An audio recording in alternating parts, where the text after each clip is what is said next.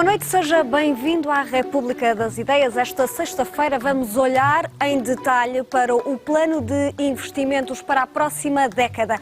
O documento foi apresentado esta semana pelo Governo e prevê 43 mil milhões de euros para os transportes, ambiente, energia e regadio.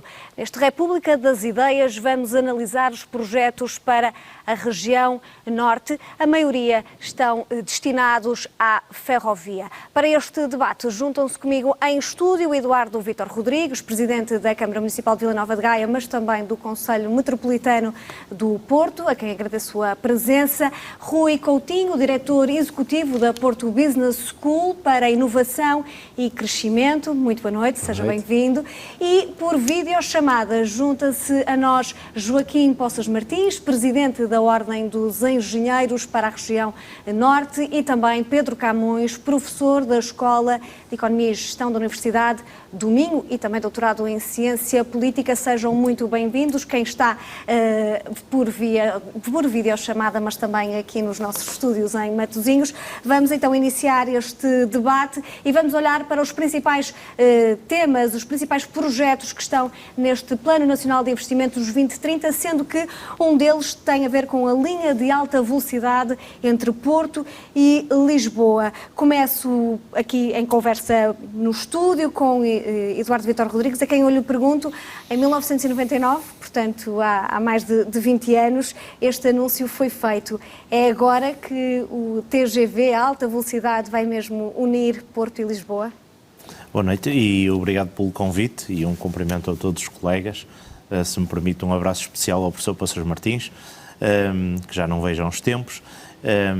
Eu estou muito confiante. É evidente que estes grandes projetos passam muito por momentos de muito debate público. Sabe-se que este projeto em concreto foi apresentado num contexto que levantava inúmeras dúvidas naquilo que era a ligação à Espanha por causa da bitola e aquilo que era a ligação, no fundo, da Península Ibérica ao resto da Europa. Foi também um projeto que foi ressuscitado mais tarde num governo Sócrates, num contexto em que estávamos já na iminência de verificar algumas tendências de crise financeira pelo mundo fora, particularmente a crise bolsista de 2008 e diante, mas julgo que neste momento temos a oportunidade de o fazer e de o fazer com toda a clareza, sem pôr em causa a estabilidade do país, porque é bom que se comece por dizer que este projeto em concreto está muito estigmatizado, está muito marcado pelo exagero, pela obra pública pomposa, exagerada, e eu julgo que não é nada disso.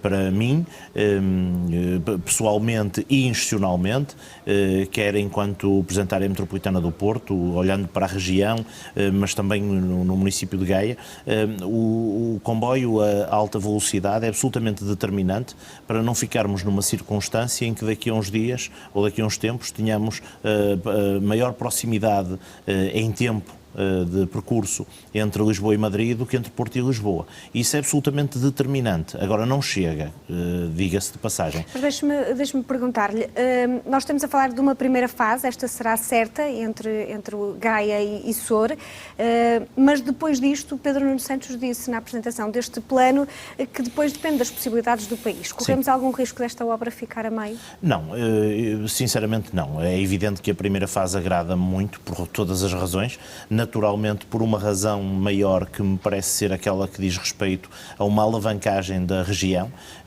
Sabe-se que no âmbito da discussão que fizemos no contexto do debate do PNI há um ano e meio não se adivinhava Covid e já a área metropolitana do Porto tinha dito que precisávamos de rasgar em dois sentidos, no sentido Vigo e no sentido Lisboa, com a alta velocidade, e fazíamos-lo na integração ibérica, porque o que queremos é apanhar a ligação à alta velocidade espanhola, quer a norte, onde ela vai acabar por vir e saindo de Zamora, quer, vou dizer a sul, mas na verdade ao nosso centro, para uma ligação a Madrid. E, portanto, estou absolutamente convencido que é um projeto estruturante.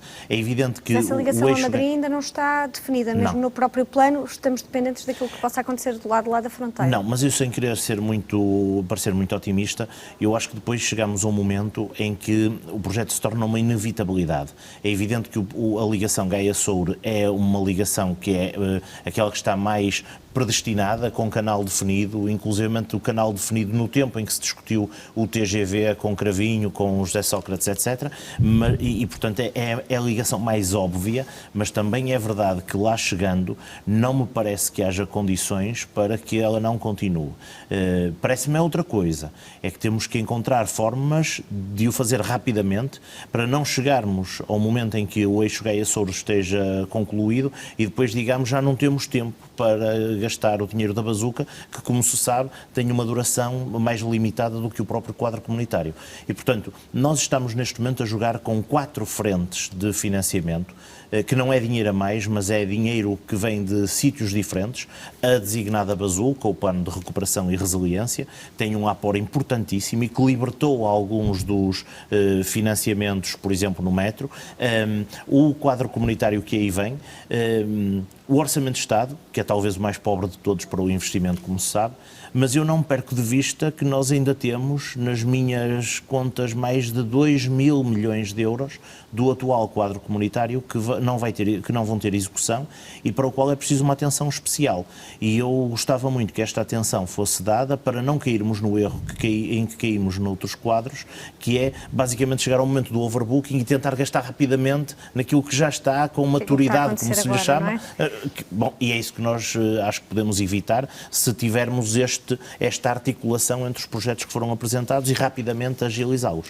Joaquim Poças Martins, pedia-lhe agora o seu olhar técnico enquanto engenheiro para nos tentar explicar aqui um pormenor que não é claramente um pormenor, que tem a ver com a bitola ibérica e a bitola europeia. Neste projeto é dito que a velocidade máxima dos comboios pode ser 250 km por hora na bitola ibérica, mas que as travessas, portanto os carris, para as pessoas de certa forma perceberem, podem depois ser adaptados àquilo que é a medida dos carris europeus e, portanto, assim conseguir-se uma velocidade que atingirá os 300 km e daí 1 hora e 15, penso eu exatamente, de viagem.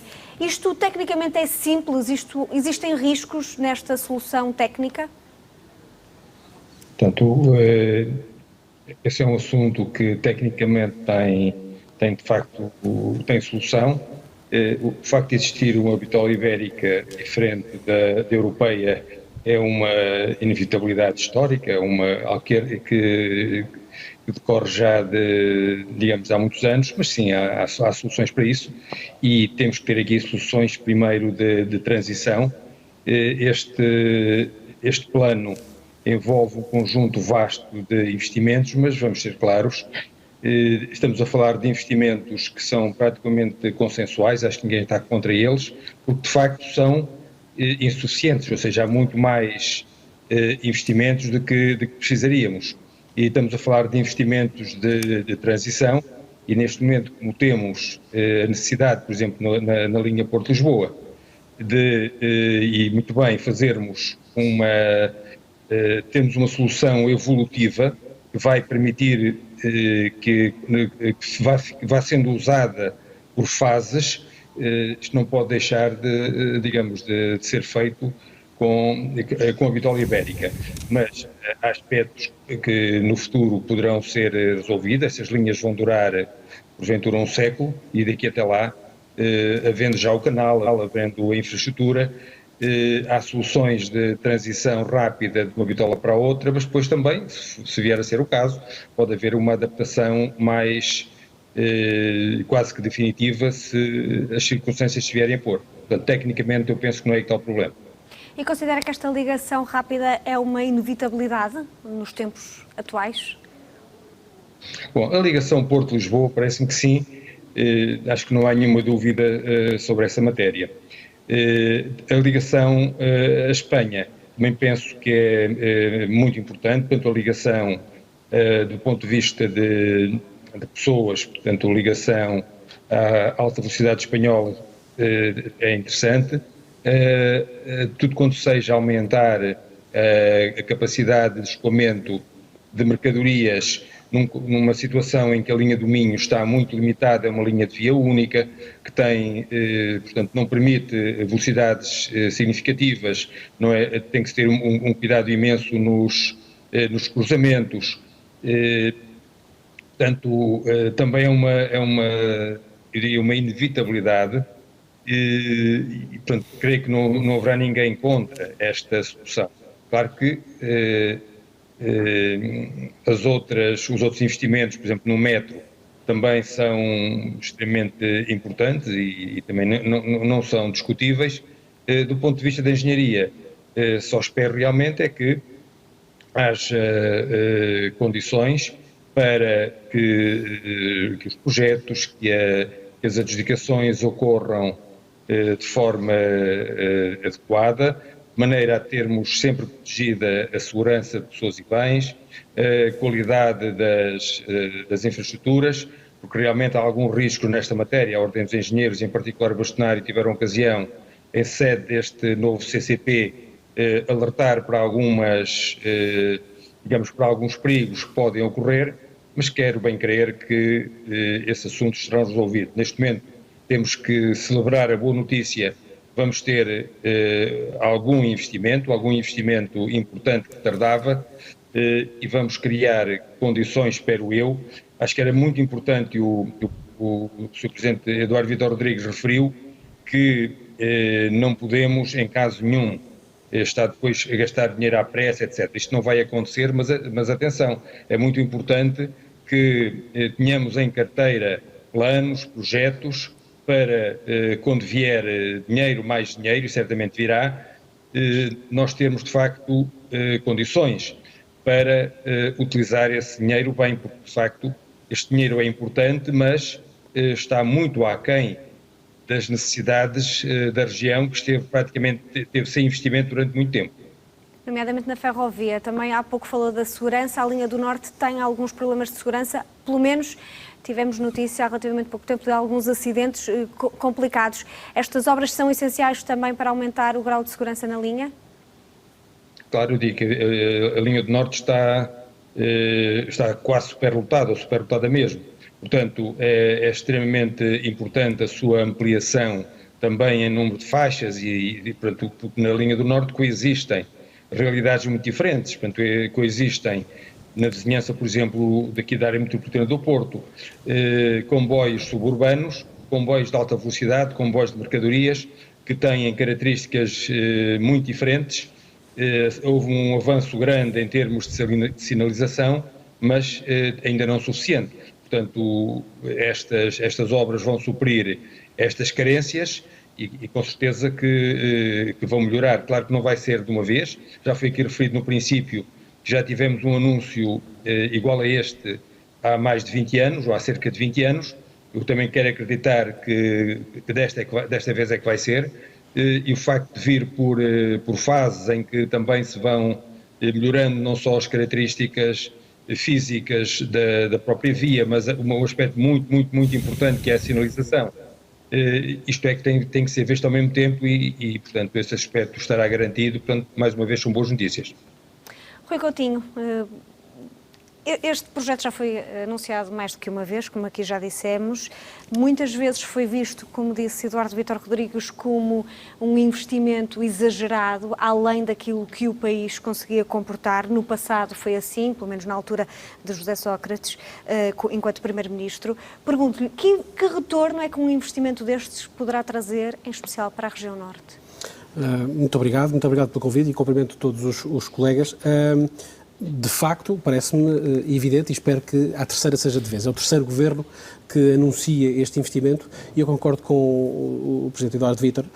Na verdade, estigmatizou-se este investimento. O que aconteceu designadamente no período do governo Sócrates, com os avanços e recuos, com aquilo que foram os estudos, os projetos que foram desenvolvidos, uma auditoria do Tribunal de Contas que não foi muito simpática para todo esse processo e que analisava e que indicava como um dos principais problemas desse processo na altura, uma auditoria de 2012, precisamente as insuficiências das análises de custo-benefício. e das relações custo-benefício. A solução que estava a ser montada na altura era diferente, era uma solução alavancada em parcerias público-privadas e, portanto, tinha uma componente de engenharia financeira e de algum risco que corria do lado do setor público, investimento e retorno mais ou menos assegurado que corria do lado do setor privado e, portanto, o contexto era diferente, a forma como as coisas estavam a ser montadas era diferente, mas a verdade é que eu acho que era importante olharmos para essa auditoria do Tribunal de Contas nesse processo, precisamente para termos um roadmap para não cometermos os mesmos erros. O que não fazer. E isso é muito importante. A análise do custo-benefício parece-me relevante, mas parece-me também que, ainda que carecendo de alguma atualização, os estudos de impacto económico e financeiro que foram feitos na altura, quer pela Universidade Católica, quer a própria Universidade de Vigo, na ligação Porto-Vigo, fê-los, parece-nos a todos claro que o impacto económico e financeiro é positivo para a região. A região não pode continuar e não pode correr o risco de estar a uma distância de tempo superior de Lisboa do que Lisboa de Madrid. A região, pelo seu peso no tecido económico e empresarial do país, sobretudo no contexto da manufatura e do braço industrial do nosso país, que está a 1 hora de distância, diria, aqui do Porto, não pode estar aliada daquilo que são os principais fluxos e canais de comunicação de forma sofisticada, de forma eficiente e de forma articulada. Parece-me que nós ainda estamos aqui no domínio dos anúncios e, portanto, eu quero ser um pouco como São Tomé, eu quero ver para crer e quero ver, sobretudo, como é que isto se articula, também correlacionado com algo que o Presidente Eduardo Vítor referiu, que se articula com os outros instrumentos que nós vamos ter em desenvolvimento, designadamente a especialização inteligente da região, o quadro comunitário. E eu sei que hoje não era o tempo para isso, mas eu hoje não ouvi falar de empresas. Eu hoje não ouvi falar da forma como estes investimentos podem estar ao serviço do tecido económico e empresarial. Eu hoje ouvi falar de ferrovia e fico muito satisfeito pela região ter tido a capacidade, e esse é um mérito do Conselho Metropolitano, dos autarcas, das forças vivas económicas, sociais da nossa região, foi conseguido um reconhecimento por parte da Administração Central de que estes investimentos são prioritários, que estes investimentos repõem uma injustiça histórica para com esta região. Mas a verdade é que nós precisamos de perceber como é que isto se articula com as mercadorias, por exemplo. O transporte de mercadorias é absolutamente essencial para o nosso tecido económico e empresarial. Numa lógica de investimento público, nós conseguimos compreender o impacto direto que estes investimentos vão gerar, mas a forma como eles vão alavancar e melhorar a competitividade económica da nossa região, aquilo que é a prestação das nossas empresas num contexto em que elas estão profundamente pressionadas, em que tem uma crise sem precedentes, que é uma crise... não sabemos quando é que vai acabar, não é? E não só, é uma crise que tem problemas ao nível do escoamento do produto, ou seja, ao nível das vendas, dos mercados, mas também é uma crise que tem problemas ao nível da cadeia de fornecimentos. E tudo isto, e nós sabemos que o país tem tido uma progressiva competitividade alavancada, por um lado pelo conhecimento, mas por outro lado pela sua posição geoestratégica e pela sua capacidade logística, o seu posicionamento estratégico e as suas infraestruturas, que estas infraestruturas ferroviárias possam estar, de facto, efetivamente, ao serviço de uma estratégia de especialização que suporta as empresas. Eu preferia, honestamente, que tivéssemos assistido primeiro ao anúncio daquilo que são os investimentos e daquilo que são as medidas de suporte às empresas, antes de ouvir falar no investimento público que depois pode alavancar. E, portanto, estamos a fazer um pouco ao contrário. Esse é o meu receio. E que se aprenda também com os erros. No momento em que nós usamos também, na altura, se calhar, uma mini bazuca, na sequência da crise do subprime, e em que o país foi convidado pela Comissão Europeia a investir fortemente com investimento público, nós tivemos o Parque Escolar. E o Parque Escolar, que alavancou e pretendeu alavancar, a partir de investimento público, a recuperação económica, depois gerou um conjunto de problemas que convém evitar. Portanto, esta articulação com o tecido económico e empresarial, este aprender com os erros, e há aqui uma outra questão que podemos deixar mais para a frente, e se calhar com a questão de Vigo e com as questões mais regionais podemos abordar, que tem a ver com a mobilidade sustentável, em que a ferrovia tem um papel muito importante. Nós vamos falar sobre o metro. E sobre os aviões. A neutralidade carbónica.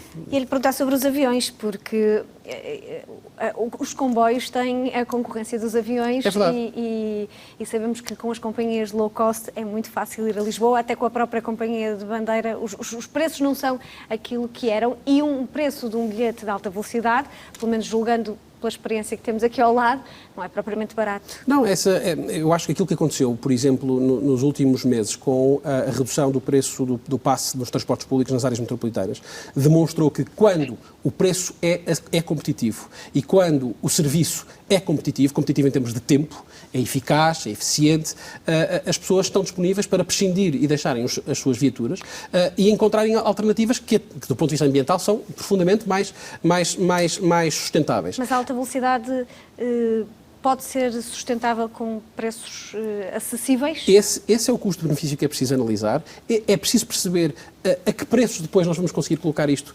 ao serviço da nossa população e se, por força da oferta, a qualidade da oferta, a rapidez da oferta e o preço da oferta, se a oferta é de facto competitiva face às alternativas que existem, como a viatura, como o avião.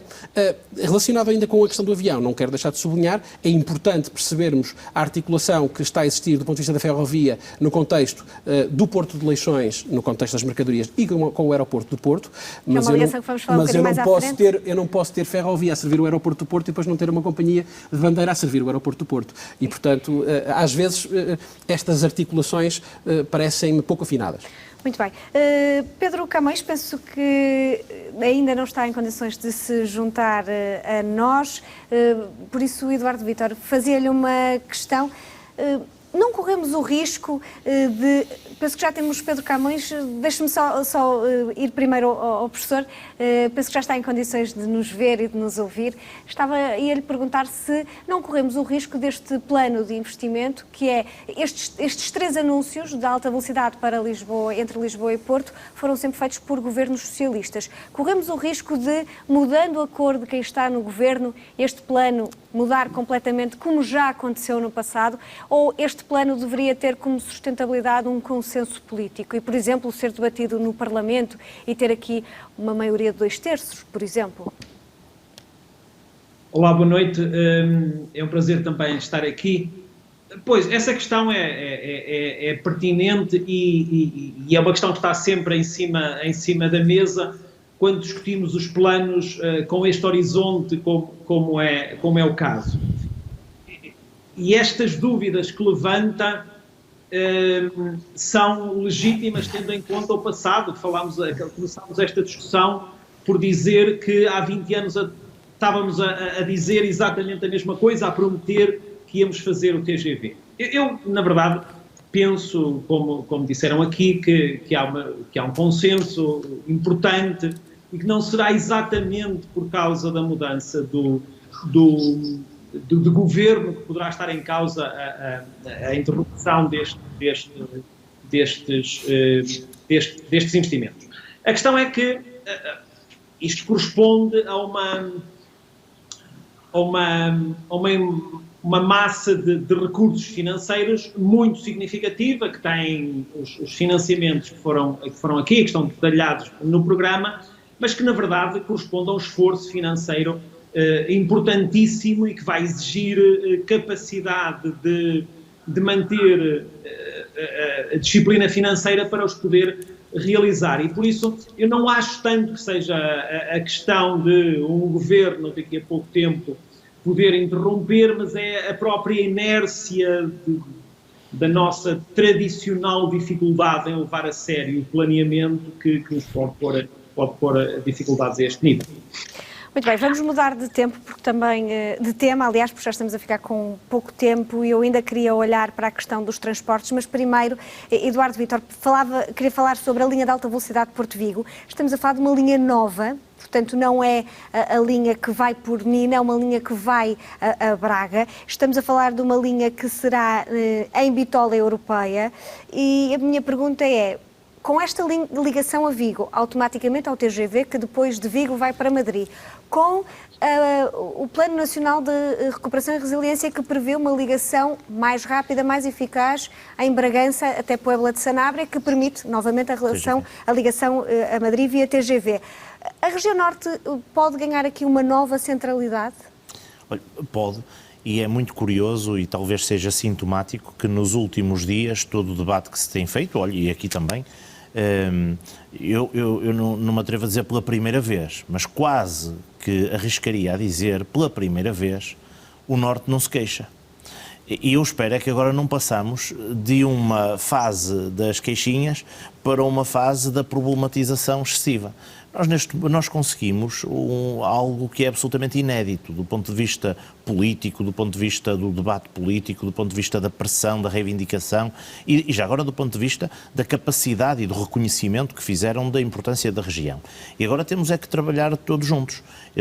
E a ligação Porto-Vigo, que me suscitou no início o receio de parecer uma já excessiva, um excessivo volume de apresentações, é absolutamente determinante.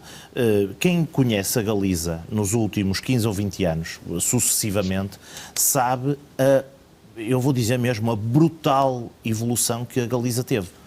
Eu acho que é incomparável o que aconteceu em termos desenvolvimentistas na Galiza e o que aconteceu na região norte do país.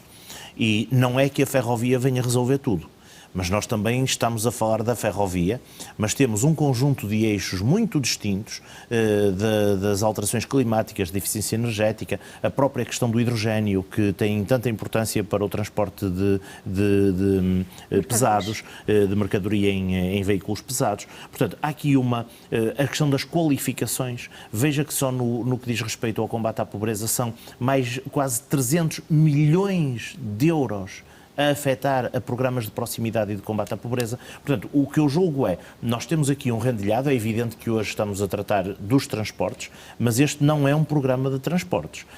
E a ligação a Vigo é, do meu ponto de vista, a cereja no topo do bolo no que diz respeito à relação deste programa com o tecido empresarial e aquilo que pode ser o tecido empresarial na sua relação com a Galiza. Agora, ouvi já algumas vezes esta abordagem, sobretudo no que diz respeito ao Orçamento de Estado. De que forma é que as empresas podem aqui ter um papel? Eu acho que há duas coisas que daqui decorrem e então a linha de Vigo para mim é inquestionável do ponto de vista do serviço a este raciocínio, que é, por um lado, é evidente que, sendo isto investimento público, não vai ser consumado nem pelas câmaras nem pelas juntas de freguesia, vai ser consumado pelas empresas que vêm a concurso e eu espero muito, como disse hoje o Primeiro-Ministro, que, não sendo nacionalista, espero muito que as empresas portuguesas saibam aproveitar as oportunidades, nem que seja ganhando escala em ACES, por exemplo, que me parece ser um mecanismo interessante para este momento.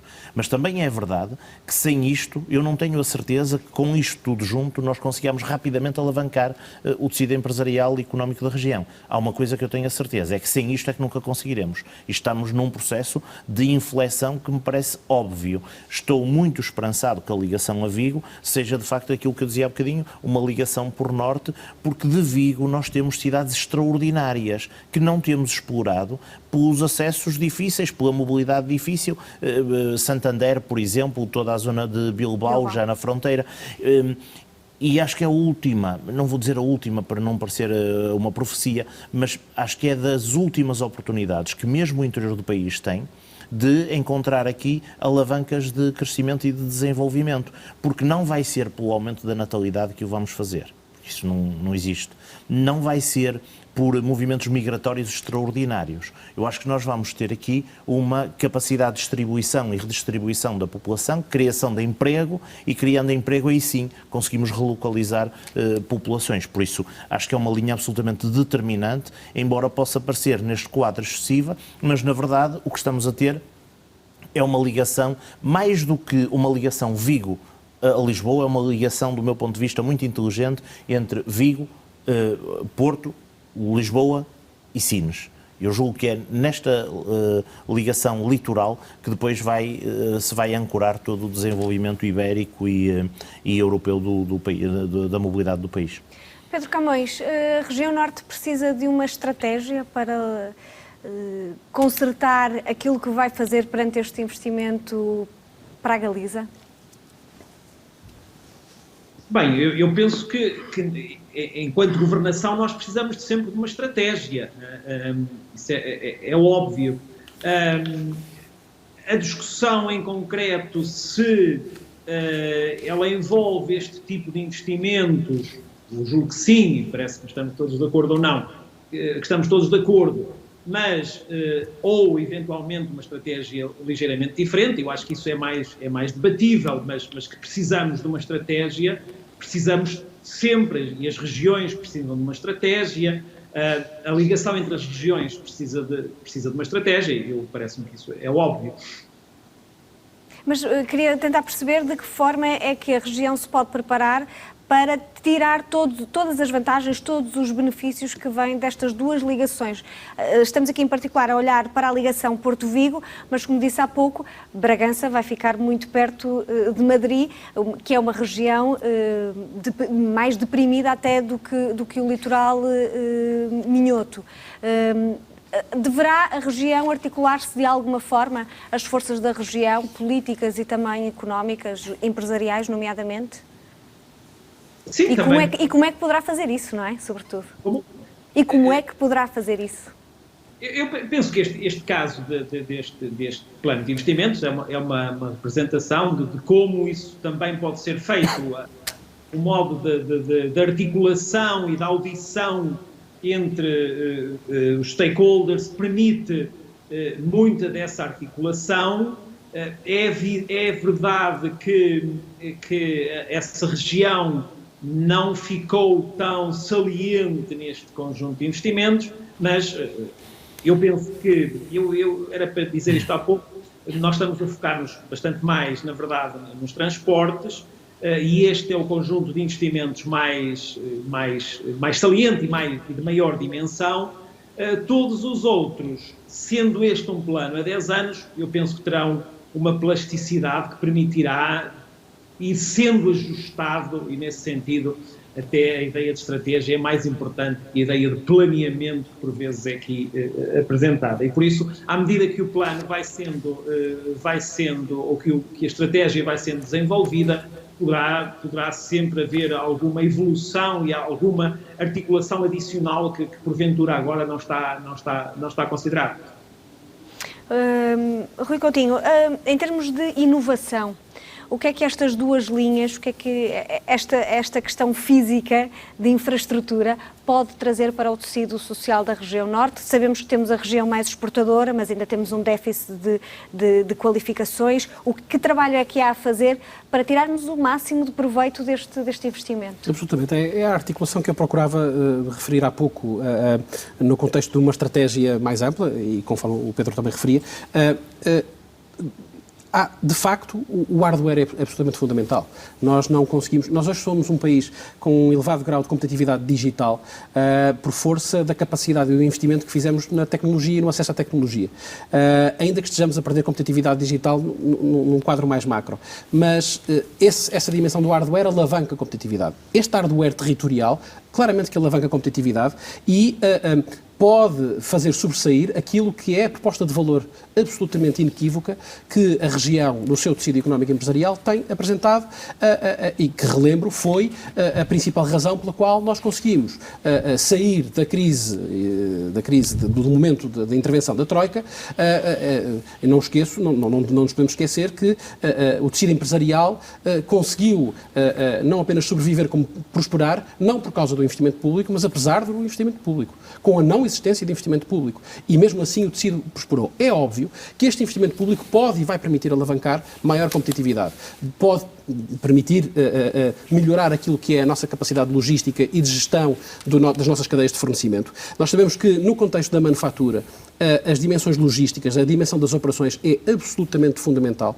É aí que se ganham os negócios, é aí que se gera competitividade, na redução de custos de contexto, também na perspectiva da captação de investimento estrangeiro. Portanto, é inequívoca a alavancagem que este investimento público pode fazer. Desculpe interrompê-lo. Quando fala da redução de custos de contexto, estamos a falar de salários baixos? Não, estamos a falar de menos custos com transportes, estamos a falar de menos custos ambientais, e essa é uma preocupação hoje das empresas, perceberem que podem ter alternativas que são ambientalmente mais sustentáveis, que são ambientalmente que contribuem para outra das prioridades estratégicas do próprio Programa Nacional de Investimentos, que tem a ver com a neutralidade carbónica, a transição energética, e as empresas são muito sensíveis a isso. sabem que a forma correta de fazer negócios hoje é essa. Numa lógica que se preocupa com o lucro, mas o lucro enquanto um meio que visa atingir um fim maior, que é um fim de impacto positivo nas suas regiões, nas suas pessoas, nos seus ecossistemas. E este investimento permite reduzir alguns desses custos de contexto. Se nós conseguirmos transportar mercadorias de forma mais rápida entre um ponto A e um ponto B, seguramente que isso gera competitividade nas nossas empresas. Se eu conseguir que o meu cliente chegue de forma muito mais simples, muito mais célere, muito mais confortável à minha unidade fabril, a questão da ligação com a Caliz é absolutamente fundamental, até por essa relação muito, muito forte, por exemplo, que o setor têxtil tem com o efeito Inditex, mas não só. Há, de facto, sinergias na Euro-região que são absolutamente inequívocas, e eu concordo com o Presidente Eduardo Vitor, acho que seria uma oportunidade desperdiçada se não alavancássemos e se o programa não contemplasse este eixo, mas isto pode, de facto, permitir que as empresas se concentrem naquilo que é a sua proposta de valor fundamental. Conhecimento, inovação, vantagens competitivas a partir de algo que só nós temos aqui em Portugal.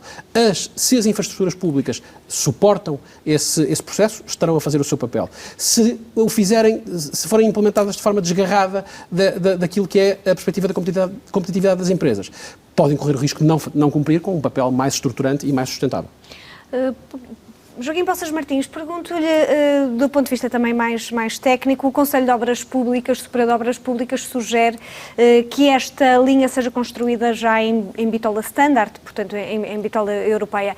Se isso não acontecer, será um erro? Bom, parece-me que neste momento seja uma decisão sobre essa matéria. Agora, queria salientar um aspecto que ainda foi aqui referido, que creio eu, e estamos aqui a falar no fundo da linha Porto Vigo. Com isso nós vamos potenciar duas coisas, penso eu. O aeroporto Sá Carneiro, portanto, pode ser uma excelente alternativa, é uma excelente alternativa, mas as pessoas têm que ir de carro, é um inconveniente para a Galiza. E outro aspecto que é extremamente importante é que depois de um investimento rodoviário há uns anos, neste momento os imperativos ambientais determinam claramente que se opta sempre possível por uma solução neutra carbonicamente, em termos de carbono. Portanto, a ferrovia vai haver um tempo em que praticamente será cada vez mais difícil escoar mercadorias por caminhão. O tempo de hidrogênio virá, mas ainda não está exatamente aí. A passagem para a ferrovia eletrificada com energias renováveis é uma solução de longo prazo. Da mesma maneira que há bocado se referiu, Porto de Lisboa não faz realmente muito sentido uma deslocação de avião numa distância tão curta, portanto, a passagem para a ferrovia, até do ponto de vista de sustentabilidade, faz sentido. Um aspecto que eu não queria deixar de referir, em termos de articulação. É claro que estamos aqui a falar de alguma infraestrutura, portanto, já fico referido bem a necessidade de fazer custos-benefícios. Neste caso concreto, infelizmente ainda são tão poucas, acho que a relação custo-benefício praticamente é óbvia, portanto não há dúvidas sobre esta matéria. Agora, há aqui um aspecto de software que é determinante. Tem havido, e ao longo deste tempo, muitos anos, alguma dificuldade em articular, até aqui a nível da área metropolitana, alguns municípios no sentido de articular a mobilidade. Portanto, claro que vamos precisar de mais linhas de metro, portanto, uma linha de metro tem que ter estações de 5 metros umas das outras, portanto, ainda estamos muito longe disso. Ainda temos linhas muito radiais, faltam circulares, faltam-nos parques de estacionamento nas linhas, junto às estações, os comboios suburbanos que têm que aumentar de unidade de frequência. Vamos ter também que articular tudo isso com, por exemplo, com calhar, descortejar a via circular externa, de maneira a não termos a circular interna entupida com caminhões, ou seja, há aqui uma articulação entre a infraestrutura e, digamos, e a gestão disto, o papel, a importância para as empresas parece óbvio, portanto acho que é absolutamente discutível haver uma saída por via férrea para norte, para esse ponto. Agora, depois, com certeza, as empresas, a logística, etc., adaptar-se-ão a isso. Nós já temos infraestrutura portuária, digamos, boa, ligação entre Leixões e Sines vai permitir sinergias e muito melhor competitividade. De facto, o tempo da infraestrutura apenas como obra pública passou, mas estamos aqui a falar, na minha opinião, digamos, de uma, apesar de tudo, pequena oferta que vai, com certeza, potenciar a competitividade da região, tendo muito em atenção, como há pouco disse, a componente ambiental vai ser determinante. No futuro vai ser quase impossível fazer escoamento de mercadorias com caminhões a gasóleo. Mas deixe-me fazer-lhe uma pergunta, porque da mesma maneira que nós podemos beneficiar desta ligação, Espanha também poderá. Existe o risco de, por exemplo, o nosso Porto de Leixões perder relativamente ao Porto de Vigo, que sabemos que é um porto grande e muito competitivo? Bom, esta situação sempre, digamos, sempre aconteceu, e quando se fez desenvolvimento do Porto de Leixões, sabia-se que mais cedo ou mais tarde, no fundo em Espanha, um Porto de Vigo, Porto de Corunha, mas nós também temos Sines e sim, há, digamos, há sinergia, mas também há algum tipo de saudável concorrência, e deste ponto de vista eu acho que, portanto, no que diz respeito a portos, portanto, é inevitável e só tem vantagens a ligação entre Leixões e Sines. Portanto, desse ponto de vista, só há vantagens, e se nós, não existindo, tanto quanto eu sei, não estando ainda prevista, a existência de um aeroporto internacional na Galiza, esta, digamos, esta complementaridade, esta utilização de Sá Carneiro, portanto, uma hora Porto de Vigo faz a diferença. Portanto, permite, com certeza, que às tantas gente da Galiza venha apanhar ao Porto, caso contrário, vai apanhá-lo a Madrid com alta velocidade para lá. Uma questão um bocadinho fora deste tema, mas que eu gostava que abordasse rapidamente, estamos a ficar com pouco tempo, tem a ver com a energia, que é um setor também muito beneficiado neste plano de investimentos. Eu pergunto-lhe, existem aqui 13 mil milhões para a área da energia, já sabemos que é uma aposta nas redes, uma aposta nas energias renováveis. Eu pergunto-lhe se isto não implica que verdadeiramente as interligações energéticas para a França aconteçam, porque a dada altura não teremos nós produção de energia renovável a mais, se é que isso é possível. Bom, de facto a ligação à França é absolutamente determinante, porque o futuro da energia passa muito pelo solar e pela eólica offshore. São energias intermitentes, e é extremamente importante que, não havendo que a curto prazo haja capacidade de armazenamento, neste momento é apenas através de barragens, mas não está previsto que haja um aumento dessa quantidade de barragens. Portanto, a ligação da França é determinante. O que vai acontecer também é a eletrificação progressiva da nossa economia, da nossa vida, também por razões ambientais. Estamos a caminhar para casas autónomas, estamos a caminhar para, no fundo, para baterias em casa, portanto, que são alimentadas e com complementaridade com as baterias também, os carros elétricos que se caminham, obviamente, Portanto, sim, é fundamental essa ligação à França, que vai tornar a energia, digamos, vai baixar significativamente os custos de energia, mas, por outro lado, a eletrificação progressiva da economia portuguesa e da nossa vida vai determinar um consumo maior. Por exemplo, vai haver uma evolução, por exemplo, do gás para a eletricidade. Portanto, o gás é um combustível de transição, mas contribui para as emissões de CO2. Portanto, ainda vai ser necessário, de facto, produção energética maior em Portugal, com certeza a França é muito importante. Vamos avançar rapidamente para a questão dos transportes coletivos. Estamos a falar de 1.350 milhões só para o metro. Eduardo Vítor Rodrigues, esta expansão era uma inevitabilidade e agora há dinheiro? Há que aproveitar isto?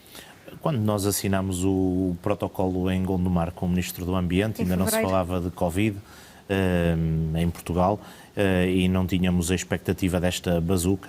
Já era para mim muito claro que o metro tinha que deixar de ser uma pequena rede na cidade do Porto e depois umas antenas para fora da cidade do Porto e tinha que começar a fechar-se, e a fechar-se com dois sentidos. Em primeiro lugar, um sentido de serviço a pessoas que existem, e, portanto, serviço onde há gente, mas também um sentido de integração de rede. Defendi na altura e continuo a defender que a rede metro não pode ser vista linha a linha numa lógica de rentabilidade, porque há uma outra linha que pode não ter uma rentabilidade evidente, mas tem importância do ponto de vista estratégico para a área metropolitana e a área metropolitana tem a obrigação de lutar por ela, e é o que eu tenho feito. Neste momento, eu acho que nós ganhamos duas coisas. Em primeiro lugar, ganhamos uma coisa simbólica, porque já agora, quando perdemos, lamentámos-nos sempre.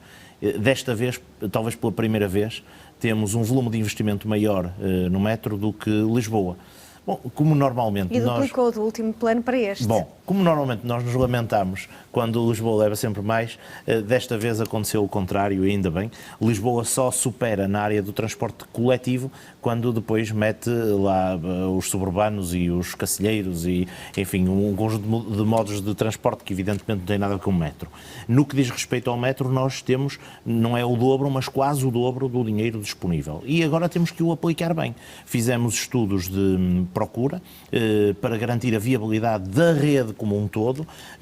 Só acredito num processo de descarbonização se houver transporte coletivo desta envergadura, e introduzimos um desafio, que foi um desafio aceito pelo Governo e que eu julgo que vai fazer caminho, que é o desafio de reconhecer que em alguns sítios não temos apenas possibilidade de ter metro em carril, mas podemos ter alternativas como o Metrobus, que é amplamente eficiente, muitíssimo mais flexível e com um investimento base muito mais baixo. Portanto, eu julgo que estamos em condições de dizer que fizemos a primeira parte, que foi obter os recursos. Agora, não nos podemos deixar ficar mal a nós próprios, nem às populações que servimos, porque deu muito trabalho este resultado, convém não o desperdiçar. Pedro Camões, olhando para a questão dos transportes públicos, este investimento na área metropolitana do Porto é uma necessidade ou um reconhecimento de que a região, do ponto de vista económico, e quando estamos perante uma crise económica, puxa pelo país? Eu penso que será as duas coisas. Eu acho que, na verdade, são uma e a mesma. Eu acho que é evidente que a região norte tem um papel fundamental e tem, se nós quisermos dizer que puxa pelo país, é um modo de exprimir o problema, e por essa razão é também uma necessidade. Eu confesso que prefiro olhar para o problema como a definição, como estava a dizer há pouco, da estratégia, em vez de olhar para esta questão na lógica de se é o norte que ganha ou que outra qualquer região. Eu acho que há efeitos positivos deste conjunto de investimentos e, por isso, se forem no norte, ainda bem e apenas isso. Eu gostava de só, se me permitissem, de dizer... Com certeza. Uma coisa que eu há pouco acabei por não dizer e gostava de, na sequência desta questão do efeito destes investimentos para as empresas. Um dos modos de nós potenciarmos a competitividade das empresas é também dar sinais de boa governação, e um dos aspectos aqui foi mencionado sobre as questões da contratação e de alguns alertas do Tribunal de Contas, uma das maneiras de fazer isso é exatamente promover e não desperdiçar esta oportunidade para promover uma verdadeira, mesmo que seja com algum benefício para as empresas portuguesas, mas mesmo assim que seja potenciando o mais possível a competitividade entre elas para que elas se posicionem neste campo dos investimentos. Elas se competirem de modo transparente e aberto neste processo, tornar-se-ão mais eficientes e, por isso, será um modo de contribuir também para o enriquecimento das empresas. E este é um aspecto que eu diria que vai ser muito importante e conexo com este, a nossa capacidade de demonstrar boa governação em todo este extenso processo, quer da nossa capacidade de implementar a estratégia que está planeada, quer de dar sinais de que vamos fazê-lo de modo eficiente e de modo eficaz. Permita-me aqui uma pequena provocação. Não existe também aqui algo de estratégia política? Neste plano existem uma série de obras que são há muito tempo pedidas pelos autarcas, o IC35, a ligação da A3 à A28 em paredes de Coura, ou simplesmente eram obras que tinham mesmo que ser feitas? Mais uma vez, eu acho que estas coisas, que nestes processos é inevitável para eles se poderem tornar viáveis, tem que haver a estratégia política. Eu costumo dizer que esperar que um político faça política não é propriamente uma novidade muito grande, é normal que seja assim, há articulação de preferências e de diferentes visões e por isso é normal que haja um balanço entre as opções concretas e depois, por vezes, haja necessidade de cedências concretas. Isso para mim é relativamente pacífico e não vejo que haja um problema. Vejo sim a ameaça disto poder ser mais uma vez uma coisa que nós dissemos que desta vez é que é, mas que depois acabamos por não ter capacidade de levar por diante. Eduardo Vítor Rodrigues, muito rapidamente, parece-me que não concorda. Não, eu concordo com o receio, mas acho que não podemos passar de um trabalho tão importante que foi feito em tão curto espaço de tempo e em que conseguimos resultados extraordinários para grandes dúvidas existenciais. Agora é passar a fazer. E passar a fazer com esta lógica que, por um lado, é de reconhecermos que isto tem, de facto, efeito indutor na economia. Porque, ao contrário do que aconteceu, quer em 99, quer no governo Sócrates, aquilo que nós temos hoje são recursos que vêm para Portugal a fundo perdido, porque intencionalmente o governo, e o primeiro-ministro não farta-se de o dizer, declara que não está interessado na componente do endividamento dos empréstimos que a União Europeia disponibiliza, está interessado, isso sim, no fundo perdido. Agora, temos é que ter a coragem de dizer que o modelo de governação, de contratação pública e de gestão de tudo isto vai inevitavelmente ter que se agilizar. Além de eu achar que, para além da escala que nós vamos precisar das nossas próprias empresas, temos aqui uma oportunidade extraordinária. O retorno da indústria pesada a Portugal, que está muito nos transportes, significada nos autocarros, por exemplo, com algumas empresas de referência na região, mas temos aqui uma oportunidade de não ir comprar à Alemanha ou à China carruagens e de as poder alavancar a partir do nosso potencial industrial de pesado, que já teve história e que hoje vive angustiado. E, portanto, acho que há aqui uma possibilidade extraordinária e temos que brindar às boas notícias e acreditar que elas vão ser feitas. Porque também, se isso não acontecer, eu julgo que merecemos todos ser martirizados, porque é uma oportunidade perdida que eu acho que não se vai repetir. Bom, e nós cá estaremos também para acompanhar esse trabalho e para percebermos como é que este plano de investimentos 2030 vai ser executado e também para acompanhar todas estas preocupações que aqui foram debatidas. Temos que terminar o nosso programa. Teríamos com certeza tempo para falar muito mais sobre isto e sobre outras temáticas que dizem respeito à região norte. A República das Ideias fica por aqui. Já sabe, aqui manda o pensamento livre. Boa noite, bom fim de semana.